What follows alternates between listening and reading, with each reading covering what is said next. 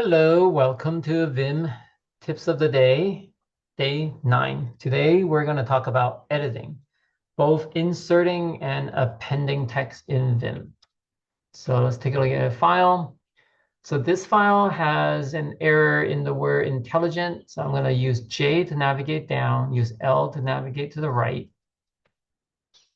and hit I to insert, and N, the character N, and then insert here, the T. Okay, so that's insertion.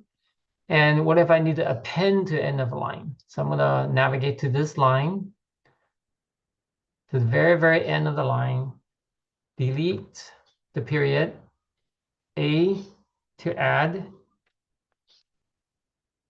So that's it. So using I and A for insertion and appending. Hope that was useful. Please check out my profile page if you ever need a paid tutoring session on software engineering. Thanks for watching.